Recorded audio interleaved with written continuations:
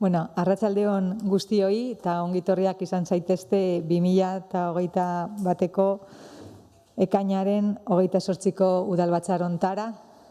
Dakizuenez, tokatzen zitzaigun joan den ostegunean udalbatzar hau izatea, baina San Juan eguna zela eta atzeratu genuen gaur arte. Muy buenas tardes a todas y a todos. Decía que seáis bienvenidos a la sesión ordinaria del 28 de junio del 2021, que en principio tocaría haber realizado este pleno el pasado jueves, pero teniendo en cuenta que era la festividad de San Juan, pues decidimos posponerla hasta hoy. Eta hasi baino lehen, komentatzia, azkeneko udalbatzarrean gertatu zan bezala, Andoni Álvarez jauna oraindik aitatasun bajan dagoela, eta horrexegatik bere bozka delegatu indu Jon Zulueta jauna. Decía que el señor Andoni Álvarez sigue de baja por paternidad y en consecuencia ha delegado su voto en el concejal de su partido, el señor también Jon Zulueta. Eta batez ere, baita ere komentatzia, oraindik segurtasun neurriak direla eta hemen bakarrik zenbait zinegotzi gaudela, baina gero bankutan beste zinegotziak daudela, talde hortatik baita ere hori jakinaraztea. Que todavía por las circunstancias de la pandemia tenemos que sentarnos así y aquí no podemos estar todos los concejales, pero los que aquí faltan se encuentran sentados en los bancos que hay en el salón de pleno. Eta besterik gabe, hasiera emango genioke gaurko udalbatzarrari. Lehenengo puntua, 2021ko maiatzaren 27an egindako bileraren aktaren zirriborroa irakurri eta onartzea bidezko bada. Punto primero, lectura y aprobación si procede del borrador del acta de la reunión celebrada el 27 de mayo de 2021. Modifikaziorik ez balego, onartutzat emango genuke. Mila esker. Bigarren puntua, 7 2021 zenbakiko kreditu aldaketa expedientea onartzea. Segundo, aprobación expediente modificativo de créditos número 7/2021. Kasu honetan baita ere, ogasun batzordetik pasasan eta dakizuenez bezala, zenbait batzordetatik proposamen batzuk iritsi zaizkigu, batetik hirigintza batzordetik, gizarte zerbitzutako batzordetik, kultura, empleo eta gero, ajuste batzuk baita ere ingo direla. Eta hauek guztira eramanda, expediente modifikatibo bat ateratzen da, bi zatitan banatzen dana. Batetik kreditu gehigarriak, 530.909 eurokoa, eta bigarren zatia kreditu transferentziak izango liratezkenak 82.880 eurokoa. Decíamos que a partir de las distintas comisiones, tanto de urbanismo como de servicios sociales, cultura, empleo y algunos ajustes que ha habido que hacer, surge este modificativo de crédito que se divide en dos partes. Por un lado estarían los créditos adicionales, que serían por importe de 530.909 euros, y por otro lado las transferencias de crédito, que serían por importe de 82.880 euros. Orduan pizkatxo bat, argitzeko edo zehaztekotan, batetik kreditu gehigarrien proposamenian izango liratezke ikerketak eta proiektuak 60.000 euro gehiago, gizarte zerbitzutako ekipamendua 4.125 euro gehiago, Ambrosio Labide eraikinaren KMA 1.500 eta emakumeen pisuentzat ekipamendua 1.500 euro.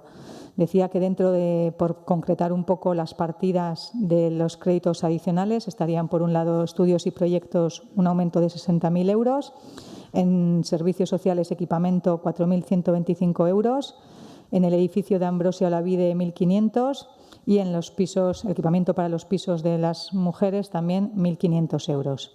Martin Ugalde fondoaren mantenua 15.000 euro, Bastero ekipamendua 1.500 euro, Belabi ludoteka 240.000 euro, Leitzaran funtzionamendu gastuak 35.000 euro, eta Beterri Buruntzak, batetik 18.000 euro eta 76.600 euro.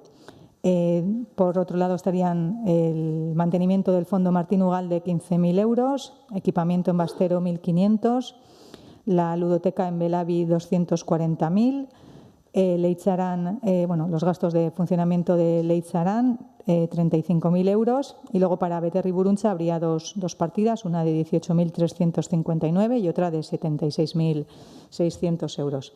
Eta gero ja, beste ajuste batzuk, zenbait partidatan, hemen izango liratezkenak.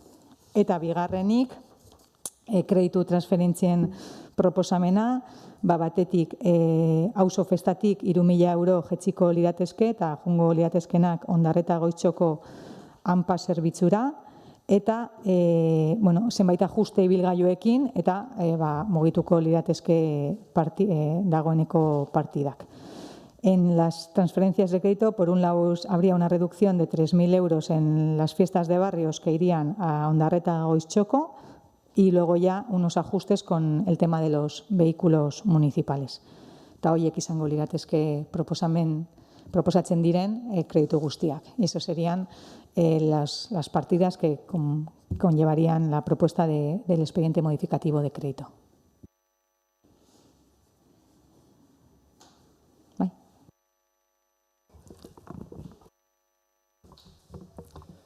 Bai, arratsaldeon.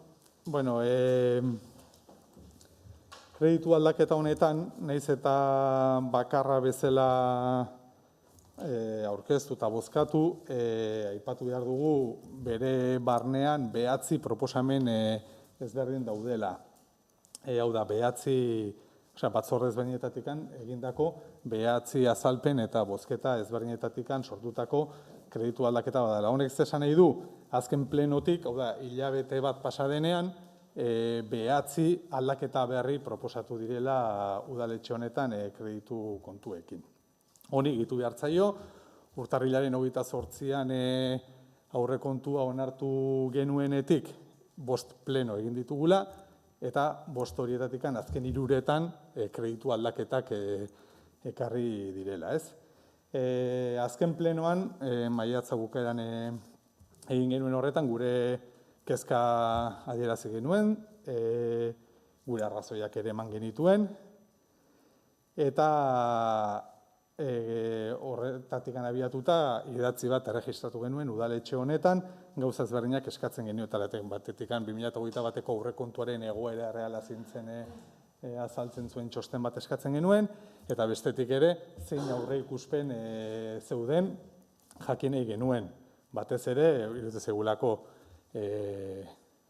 logikoena dela, denok jakitea zein aurre ikusten dauden gastuan eta inbertsioetan herrian, eta batez ere, astero batzorde badagoen bakoitzean sorpresa ez ibiltzeko, eta denok jakiteko gutxi bera zer eukiko dugun eskuartean. Orduan, aurrekontuen egoeren inguruan, esan behar dugu kontu hartzaileak egindako txosten txukun jaso genuela, bai epean eta bai forman, badaudela datu batzu gure ustez oso kezkagarria direnak, datu asko dira, ez naiz luzatuko, baina nola ere labur bilduz, esan behar da, onartu genuen, edo onartu zenuten, baina azkenean udaletxeak onartu zuen udal aurrekontua, 21.800.000 euroko alemazan, 6 hilabeteren buruan 4 milioi gehiagoko gastu batean handitu dela, ez? Ez sarreretan noski, baina bai gastuan. Eta hori ez litzateke igualen kezkagarri izango, baina bigarren datunek gehiago kezkatuko dituzte horrenik. Hau da, horietatik soilik 1,5 milioi dira inbertsioak. Horrek esan nahi duena da, inbertsioetaz aparte, gastuan asko ego dela, gehiena gastua dela.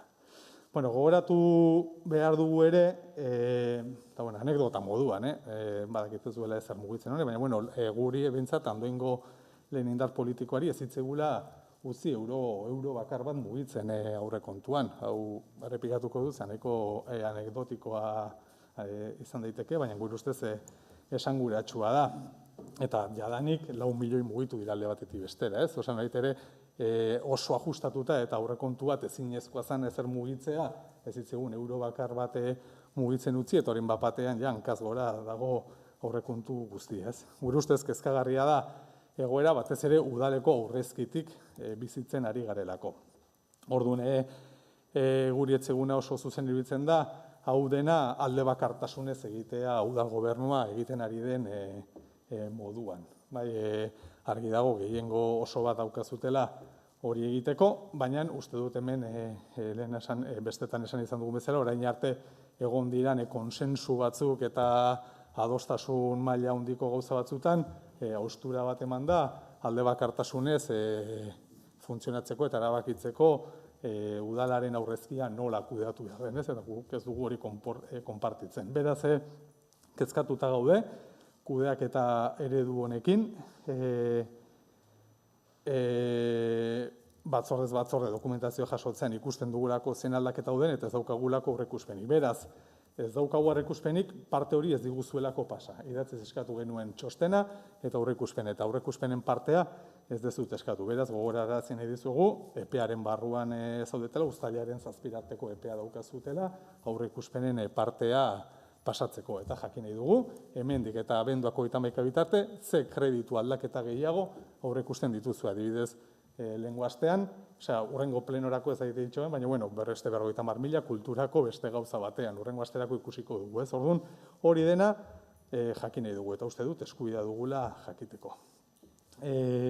Hau esan da, ezezkoa bozkatuko dugu kreditu aldaketa honekin, gauza batzuekin alde bozkatu dugu, esan ez hasiko esan dugu 9 kreditu aldaketa ezberdin daudela, batzorde bakoitzan eman dugu iritzia, gizarte zerbitzutakoetan inbertsioatzen ez alde bozkatu genuen, sustapen ekonomiko beste batzuetan kontra, kulturakoan, beste batzuetan hasten ditu, baina nolabait ere kreditu aldaketa bakar bat bezala ekartzen denez, gure posizioa adierazi behar dugu, gure desadostasuna adierazi nahi dugu funtzionamenduarekin, batzorde bakoitzako aktan jasota dago zerren alde eta zerren kontra bozkatu dugun eta zergatik, eta beraz pleno honetara ezezko ekartzen dugu, esandako guztia berretsi asmoz.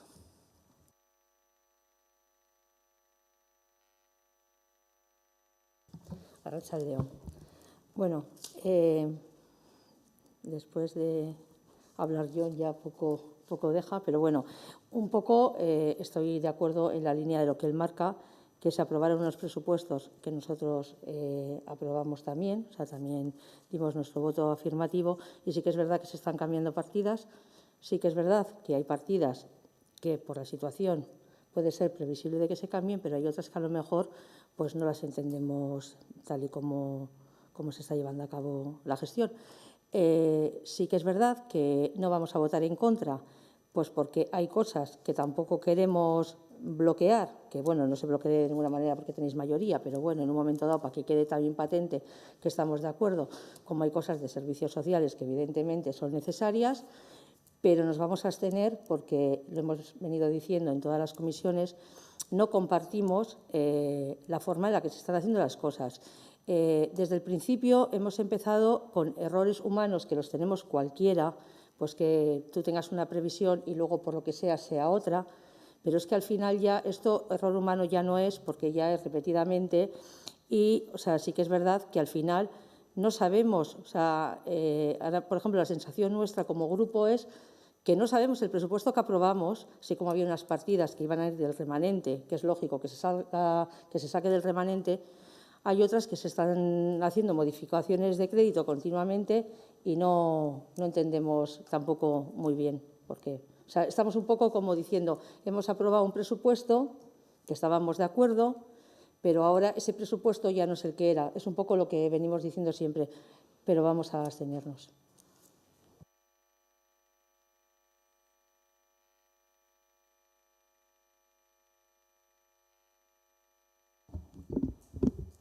Gure aldetik bakarrik aipatzea, simplemente decir que por nuestra parte que no es un funcionamiento nuevo ni ajeno a este ayuntamiento el que se aprueben modificativos de crédito, lo dijimos en el pleno anterior y volvemos a insistir. Teresa, en ese sentido, la señora Santana no estaba, pero en las anteriores legislaturas también se ha hecho así y tanto en el 16 como en el 17 pues se aprobaban diferentes modificativos, se aprobaron en el 16, creo que fueron, no voy a decir la cifra, pero unos cuantos. En el 17 se aprobó uno en mayo, otro en julio, otro en noviembre, otro en diciembre, bueno, pues en fin, que se suelen hacer. En el 18 también se aprobaron un montón de ellos y en el 16 también hubo un montón.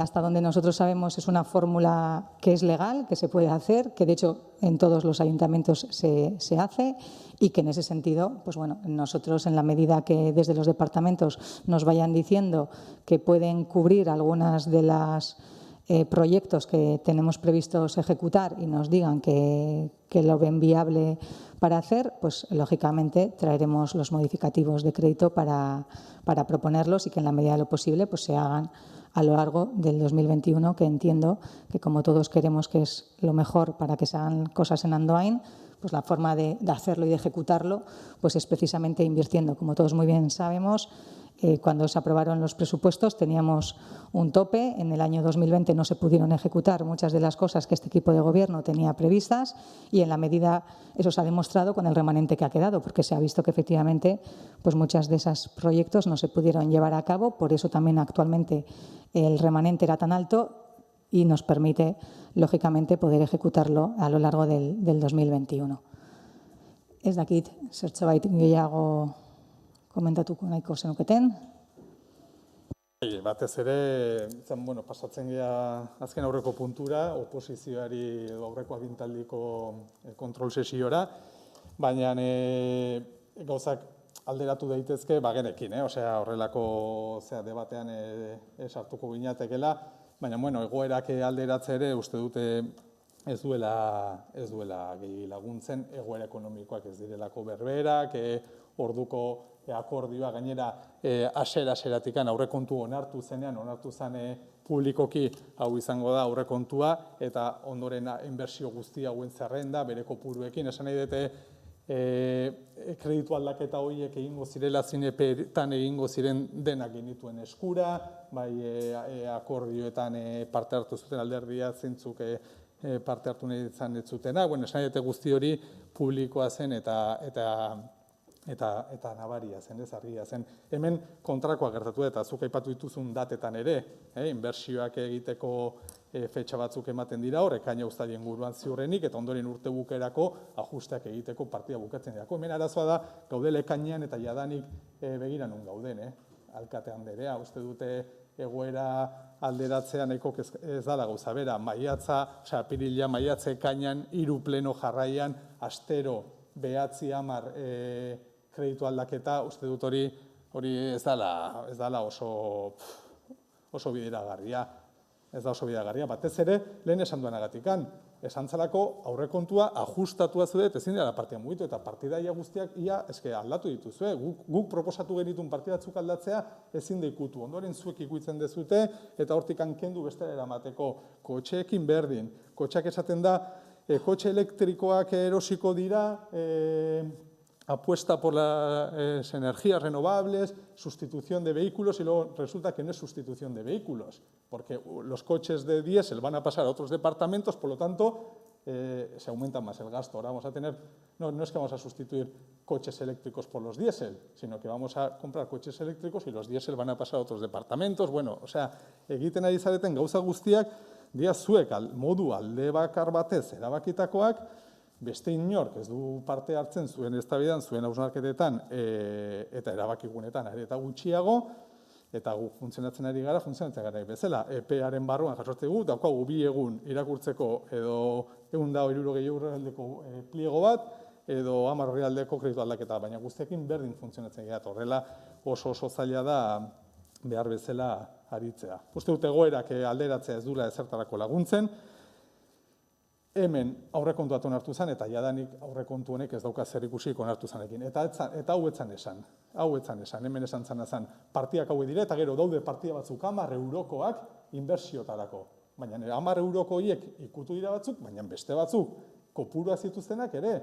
Hau da, zuek gastu korrontea azpitik jarri zenuten nahita partida gehiago jartzeko, hori da guk esaten ari garen. Hau da, zerbitzuetako pabelloiarekin esan genizuena, eta esan zuten akatsa dago ez, esan izan ez bagenu, zerbitzuetako pabelloi ekarriko zenuten kantidad erdiarekin ondoren gerakinetikan osatzeko, eta hori da arazoa. Zuek bazenekiten gastua azpitikan jartzen ari zinetela.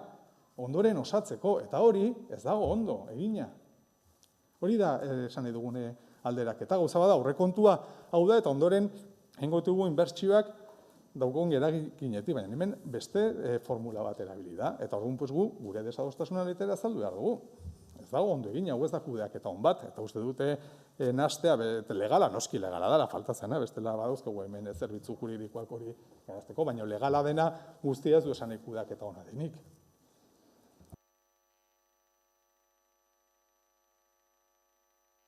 Ni besterik gabe apunte bat, aipatu dituzulako erosiko diren kotxe elektriko berriak eta bakarrik apunte bat, esaten naizeak, kotxe dieselak orain resulta que departamentu batetik bestera pasako dira. Ez da horrela gertatuko. Kotxe batekin gertatuko da hori eta teknikoek hala erabakita. Ez guk erabakita. Osea, gauzak kontatzen hasi behar bagara, kontatu zorrotz. Yo solo quiero hacer un apunte. O sea, bueno, yo soy de servicios públicos desde siempre y entiendo perfectamente que un ayuntamiento no tiene ánimo de lucro y que el servicio público es el ánimo que tenemos en el ayuntamiento, por lo que entiendo el gasto público y el gasto de un ayuntamiento. Que con esto quiero decir que, o sea, que no es el hecho como la forma. O sea, nosotros apoyamos un presupuesto. Entonces, entendemos que un ayuntamiento no tiene por qué tener beneficio. Un ayuntamiento tiene que dar servicio público y gastar el dinero que tenga, organizándolo y gestionándolo bien. Para nosotros es un poco la forma de que vamos un poquito a bote pronto según va surgiendo, que puede ser también, y entendemos que es difícil, sobre todo con la situación. Pero bueno, sí que queremos dejar constancia de que, bueno, nosotros aprobamos unos presupuestos que ya en muchas cosas nada tienen que ver, entonces que aun compartiendo en aquel momento el espíritu de lo que era el presupuesto, sí que nos parece que había cosas que se podían haber madurado de otra manera. También es verdad que tampoco tenemos mucho tiempo, eso es verdad, con lo que ha dicho Jon es verdad. O sea, nos llegan las cosas casi sin tiempo de poder echar un vistazo, tenemos que aprobar cosas casi sin haber podido un poco investigar, y entonces eso es un poco lo que queremos hacer constar. O sea, no que haya gasto en un ayuntamiento, que es lo más lógico del mundo, o sea, que se gaste y que se dé el servicio que hay que dar. O sea, un poco quería hacer el apunte.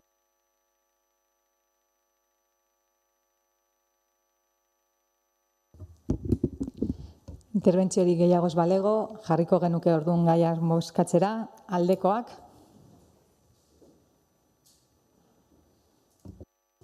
Abstentzioak,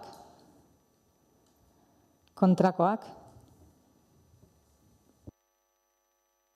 Egingo zen hartzen da, se aprueba por mayoría.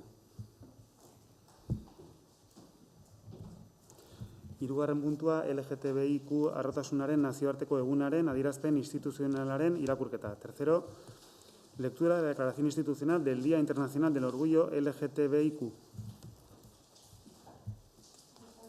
Leon, lehenik eta behin gustatuko litzaidake eskerrak eman alderdi guztiei testua adosteko.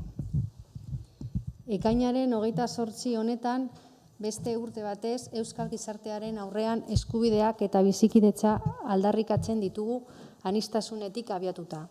Ospatu egiten ditugu eskubide hoien aitorpenean lortutako aurrerapenak, baina aldarrikatu egin behar da oraindik geratzen den guztia eskubide hoietaz gozatzeko, berdintasun osoa lortzeko eta eskubide hoiek bermatzeko sistemak hobetzeko. Baina aurrerapen hoiek ez dute eskutatu behar oraindik asko aurreratu behar dugula eta behin eta berriz errepikatzen direla LGTBI pertsonen diskriminazio egoerak ekainaren 28an Stonewallen izandako jazarpenaren eta Santaiaren ondoriozko matxinadaren ondoren 52 urte igaro arren. Hemen Euskadin 1979ko ekainaren 10ean Antonio Vicente Santamaria Francis poliziaren eskuetan hil zuten travesti izateagatik. Ekainaren 28an LGTBI gizatalde eta pertsonek Euskal Herriko kaleak hartu zituzten lehen aldiz sexualitatean eta generoan askatasuna aldarrikatuz. Este es un día para celebrar la larga lucha disidente y los logros realizados, así como para reivindicar todo lo que falta para avanzar en el terreno de los derechos, para ser una sociedad de gente libre, con los mismos derechos, sin discriminaciones por la orientación del deseo sexual o la identidad de género. Ha pasado más de un año desde que la pandemia azotó duramente nuestras vidas. Según la información y muchos datos, sabemos que el confinamiento ha supuesto mayores niveles de discriminación contra las personas LGTBI. En lugar de garantizar sus derechos, han sido vulnerados en un contexto de especial vulnerabilidad. Pandemiak agerian utzi du gizataldeen eta ekintzaileen urteetako borroka neketsuari esker lortu diren eskubide aurrerapenak ahulak direla eta oso erraza dela horiek galtzea eta atzera egitea. Naiz eta euskal erakundeek eta gizartearen gehienkoak LGTBI pertsonen duintasunerako eskubidea onartu duten eta horrek eskubideen arloan dakarrena, hala eta guztiz ere eskubideak bermatzeko eta bereziki homofobia eta transfobia desagerrarazteko mekanismo eraginkorrak ezartzea falta da. LGTBI fobia elikatzen duten balioei aurre egiteko ezinbestekoa da sexu joeren eta genero nortasun eta adierazpenen aniztasunarekiko begirunearen printzipioaren aldelan egitea gizartearen eremu guztietan eta bereziki hezkuntzaren eta ingurunearen esparruan, bai eta bizitzako beste eremu batzuetan ere, hala nola lan arloan eta adineko pertsonei eta migratzaileei dagokienez. Beraz, beharrezko da eskubide horiek babestuko dituzten lege esparruak sortzen aurrera egitea. Tampoco se puede prestar menos atención al crecimiento de discursos y planteamientos de determinados sectores y partidos políticos contrarios a la diversidad sexual y de género, lo que tiene consecuencias directas, atentar directamente contra el reconocimiento de los derechos del colectivo trans en una situación administrativa irregular, racista, etc. Resulta especialmente preocupante el aumento de los discursos de odio contra las personas trans, por un lado, y por otro, el aumento de agresiones, como hace pocos días hemos podido comprobar en Basauri. Por todo ello, sigue siendo necesario seguir haciendo visible la lucha de los derechos del colectivo LGTBI. Queremos agradecer a todas las personas que han dedicado su vida, sus esfuerzos a la lucha por la liberación sexual, que a día de hoy siguen organizándose y realizan una labor de sensibilización, concienciación y transformación de la sociedad. Asimismo, queremos reconocer y empoderar a todas las personas que lo sufren en silencio aquí y fuera de nuestras fronteras. Y queremos hacerlo especialmente en 2021, ya que nos toca vivir una situación fuera de lo común. Erakundeok pertsona guztientzako eskubide guztiak bermatzeko erantzukizuna dugu eta bereziki zaindu behar dugu LGTBI bezalako gizatalde ahulenek eskubide horiek izan ditzaten. Horregatik, guztiagatik, Andoaingo udaletik ordezkatuta dauden alderdi politiko guztiek konpromiso hauek hartzen ditugu. Impulsar los días de visibilidad lésbica, trans, bi, contra la despatologización trans, contra la LGTBI-fobia, donde se reivindica el orgullo de ser y querer a su manera. Beste erakunde, kolektibo eta gizarte eragile batzuekin lankidetzan aritzea, pandemiaren krisiak eragindako LGTBI pertsonen egoeraren eta beharren diagnostikoa egiteko eta ondoren egindako diagnostikoari erantzuten dioten plan edo neurri guztiak bultzatzea, premiazkoenak lehenetsiz. Besteak beste, administrazio formularioetan aldaketak egitea, binarismoa gainditzeko, aldagelak eta komunak egokitzea instalazioa publikoetan. Instar a las instituciones competentes a desarrollar una ley estatal y vasca, ya que es necesario que haya marcos legales que protejan las vidas y los derechos de las personas LGTBI.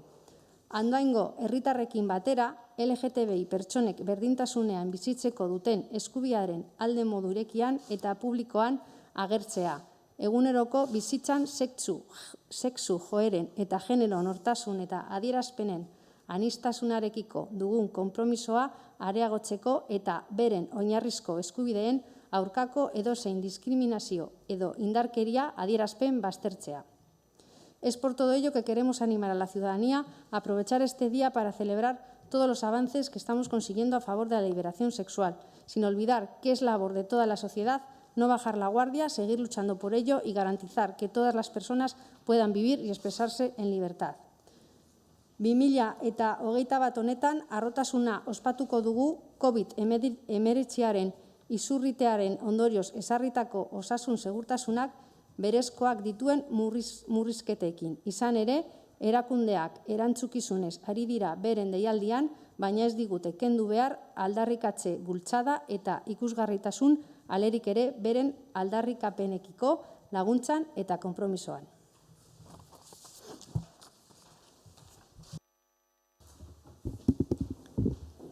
Bozkatzera jarriko genuke adierazpena, aldekoak.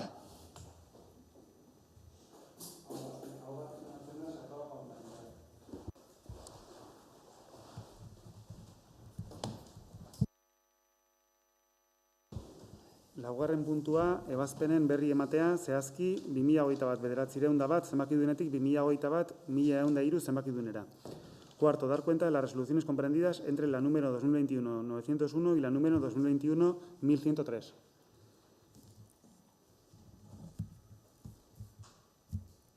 Ez dago zer esateko. Bosgarren puntura pasako ginateke, bosgarrena, galderak, eskaerak eta proposamenak. Quinto, ruegos, preguntas y propuestas. Bai, bueno, lehengo astearen amaieran uste dute, bi urteko balorazio egin duzu azken egunetan, egin duzuen balorazio baikorrean ez gara sartuko, uste hartuko dugu gure tartetxoa pixat hori eman dituzuen datuak eta aztertzeko, ikusteko horrela den edo ez. Bai, gehiago arreta ditu dugu pixat gobernuaren kohesioaren inguruan eta eman dan irudi bateratu bat, zen, uste dut hemen ibiltzen garen, eta gu badakigu ere hain dena ez dela hain polita, baina tira, bai ikusita gauzak kohesio handiz daudela udal gobernuan, bai galdera egin genion alkate Andreari alkatetzak bat egiten duen azken urtean, batez ere eta azken hilabetetan, EAJ zuzentzen duen gazteria arloan ezarri diren murrizketekin. Pixeate labur bilduz, batetik badagolako iazko pliegotik aurrera ludotekan ezarri izan murrizketa, 3 urteko umeak zerbitzutik kanpo geldituta eta udako egutegia murriztu zenean. Eta bestetik oraindik ere igual deigarriagoa egin zeguna da, azkeneko edo azken aurreko tokiko gobernu batzordean onartu zen dituzten gazte lokaleko pliegoen arabera,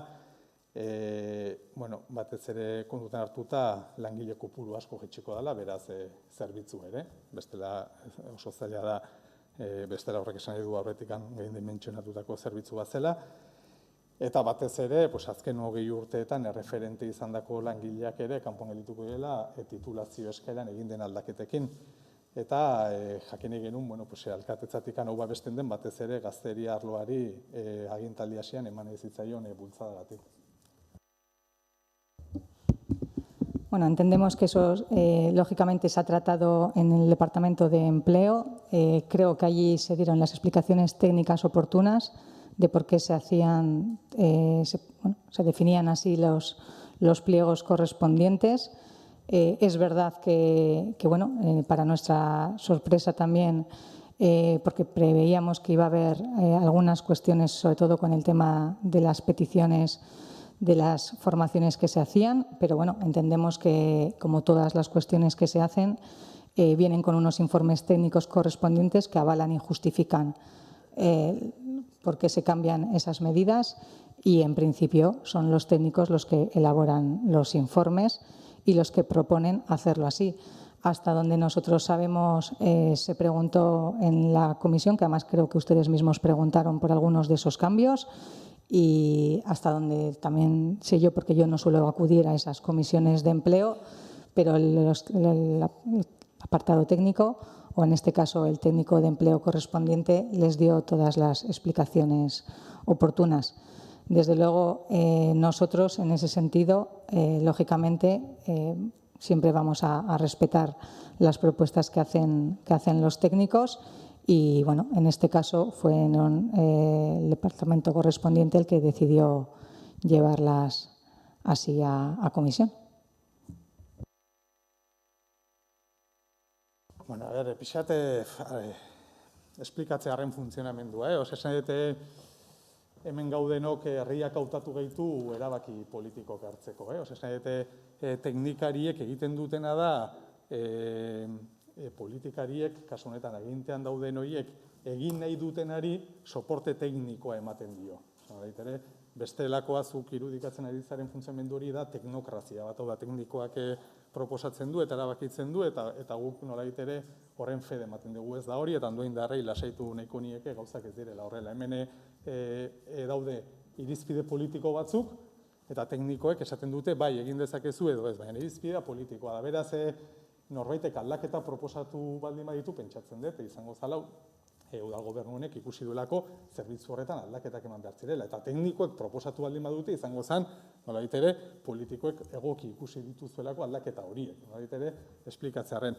Guk bai, sorpresa datu genuen, guk euki genitun, lehen esan dudana, EPA legalak esaten duena, jaso genuen dokumentazioa ostiralean, eta batzora zen astazken goizean, orduan asteren aste artea egin beharreko kontrasteak, teknikariekin kontrastekin, esan zuten, bai, gu dara matzagoia 4-5 hilabete honekin hausnarketa hau egiten, baina, eta gu esan genuen, bai, gu bi egunetan hau ezin ezkoa egin genitun galdera batzu, baina, karo, horien denbora pasata aztertu dugu eta ikusi dugu gure desadostasuna sakona dela. Iruditu zitzaidan, zuek ere orduntxe enteratu zinatela aldaketa. Zorratik esan du leno, kohesioarena eta zantzakatu dela. Bakarrikan jakin nahi nuen, ea bat egiten dezuten. Badaki tokiko gobernuan onartu zenutela, aho batez onartu zenutela, beraz bat egin dezuten, baina uste dute interesgarria dela, zean onurak baldin badira, proposatzen direna, pentsatzen dut, gai honen inguruan ere ikusiko zaituztegula prentsa agerraldi batean esplikatzen eta ondoindar esaten zeonak diren aldaketak. Gu behintzat egiten dugune hausnarketa da murrizketa sekulakoa egin dezutela eta nahiko sorpresa sartu dugu emandako guztia, baina bueno, ikusiko dugu eta denborak esango du nola doan. Bueno, más que nada por también puntualizar hasta donde sé, H. Bildu se abstuvo en esa votación. Que también es importante decirlo, porque ahora parece que estamos todos súper en contra, pero en la comisión no estuvieron tan en contra. A ber, gauzat esplikatuko dut, batzuk igual ez dakite. Udaletxean erabakiak hartzeko 3 bide daude. Bada ebazpena, zinegotziak edo alkateak egin dezakena, bestea da tokiko gobernu batzarra, eta bestea da udaletxeko plenoa. Batzordeek ez dute erabakirik hartzen, informatzaileak dira. Mazute, klase batzuk jaso ditzakegu, zen ez dago gaizki, hemen gaudenok jakitea funtzionamendatzen da. Batzordea dira, batzorde informatzaileak diktamen bat emititzen dute, baina ez da vinkulantea, iritzi bat emateko. Orduan, guk batzorde horretan, jaso genuen, 2 egun izan genituen kontraste, guk zalantza asko ditugu honen inguruan. Zalantza asko ditugu, ezin dugu baiezkoa bota, ez dugu kontra bozkatuko ikusiko dugu gozan dauden, baina ondoren, plegori onartu zuena zuek izan zinaten tokiko gobernu batzordean. Bai, esan nahi dute, esan ditzan gauzak diren bezala. Guk ez genuen plegorretan alde bozkatu, ez da urrutitik ere, begira, bestela irakurri akta, batzordekoa guk ja gure zalantzak eta gure epea jarri ditu mai gainean, baina esan genuen kontraste asko faltazitzizkigula, eta ondoren ikusiko genuela, eta esan dugun bezala, denborarekin eta horrein aztertu gunean, eta egin ditugunean beste lako elkarrizatuz ikusi dugu. Besteak beste, esan zitzaigulako, legeak esaten duen bezala, lanpostuak subrogatu ingo zirela, eta hori batzordean horrela dago aktan jasota. Guk esan gure, eta langileekin ze gertatzen da, surrogazio eskubidea dago, eta esan, surrogazio eskubidea dago, total, ze gertatzen da, batzordea eta gero enteratu gara, ez dagoela surrogazio eskubiderik titulazio aldaketa dagoenean. Eta hori guk espresi galdetu genuen batzordean, eta batzordean eman zitzigun erantzun bat, eta ondoren realitatea beste bada beraz. Bai, erabakiak, ebazpena, tokiko gobernua, plenoa, batzordeak, informatzaileak, eta ez vinkulanteak. Uste dut hori, denok nahiko argi uki beharko genuke hemen. Bai, eta lehen aipatu dut, ni batzorde hortara ez naiz juten, orduan ezin dezaket esan han zer gertatu dana, baina aipatu dudana horrela izan zen, eta noski zuen bozketa horrela izan zen. Esan nahi dut, jakin nahi nuelako, agintaldi hasieran gazteriari garrantzia handia eman zenion pertsonalki, oso desadozinalako aurreko agintalian gazteria utzita egon omentzalako, etzalako ez egin gazterian, eta harritu gaituna da, zure sinaduarekin murrizketa besteri planteatu ez dira gazteria arloan, bai ludotekan eta bai gaztelokalean. Harritu inditu, eta horretik jakin egin genuen posizio hori, zan nolabait ere, gobernuaren arteko orekak edo oposizio badagon, ez ados gaude, emango den zerbitzua hobea izango delako. Hori da entzun egin genuena. Bueno, pues para eso todas las dudas que tengan, por supuesto, trasladen al departamento correspondiente y ahí se las aclararán todas. Beste galderaren bat. Ni bakarrik puntualizatzeko, bai plegu batean eta bai bestean egin diren aldaketa guztiak, foru aldundiak duen gazteriko aholkularitza teknikoarekin egin dira. Kontrastatuta daude, eta gehiago esango dut, kontrastea egiteko denbora ere izan dezute. Astebete lehenago bidali zitzaizuen plegua. Ez bi egun lehenago aipatu dezun bezala. Denboraz bidali zitzaizuen plegua, eta badakitere kontrasteak egin dituzula, zuze horrek. Orduan, por supuesto, zure lana dela, nik zure lana ez dut eztabaidatzen, baina eske badirudi ezertarako denborik ez dezula eduki, eta ezertarako aukerarik ez dezula eduki, gauzak ez dira horrela jon. Eduki dezu kontrasteak egiteko aukera, pleguak esan dudan bezala foru aldundiak duen gazteri saila aholkularitza teknikoakin alderatuta daude, eta, ja ez nahi sartuko murrizketak eta erabili dituzun hitzak aipatzera. Ja, horrekin geratzen naiz. Baina aukera izan dezu eta denbora ere izan dezu. Bueno, nik bi gauz esango dut, noski kontrasteak. Uste dut jasko genula ostiral batean eta asteazkenean zan batzordea.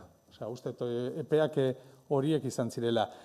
Aurreko agintaldiko funtzionamendu negargarri hartan, bagenun ohitura nahiko sanoa, zala, batzorde batean aurkeztu eta horrengoan onartu. Batezate, hilabeteko epearekin. Bai personalean, bai bestean, pliegoak eta gauza potoloak, batzorde batean aurkeztu, horrengoan zera. Onartu, eta hori omen zan oso funtzionamendu, eta inkluso batzutan, 2 eta 3 hilabete atzeratu eskaratzu delako. Gutxi guan ginen eta onartu behar genituen horrelako gauzak ere. Baina orain hori demandara, noski egin ditula kontrasteak eta gauzak, eta berri esaten dut, gu diputazioekin ez gara ematen jarri, baina arazotxo bat dakazuen bakoitzean, teknikarien atzean eskutatzea uste dut nahiko, irudik askarra ematen duela. Erabakia politikoak dira, bestela jarri ditzagun teknikariak hemen. Zuek ados zaudete planteadutako ekin, bestela teknikariei oposizio egiteko ez nago. Gu teknikariekin hitz egiten dugu eta nik esate, baina unola onartzen dugu inaz, eta gu dara matzagu ja 4 hilabete hausnarketa egite, eta zede, gu ez egite ja, hori zuen artean adostu. Zuen artean, ez nahi du, politikarien artean. Hori guk asteletan ezin dugu likidatu, debate hori, uratu bezuten bezala. Orain ari gara sakontzen, orain ari gara ikusten, eta hitz egu sekulakoan kasartzea egin dezutela, sekulakoa.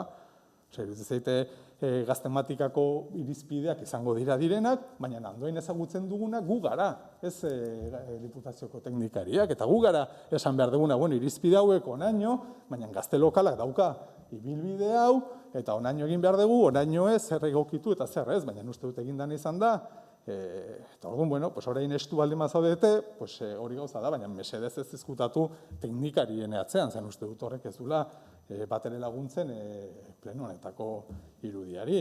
Hemen zuek hartu dezute erabakia, zure sinadurekin joan da, eta zuek hartu dezute erabakia tokiko gobernu batzordean, bertan sinaten guztiek hau bat ez onartuta. Beraz ez bota baroia kanpora denbora izan dezute kontrasterako, eta zer egin behar genuen ba. Uste hemen inork ez ditula bere erantzunkizunak izkutatu, Uste dut. Nik nerea behintzat ez. Ni badaki zer sinatu dudan eta zer prestatu dudan.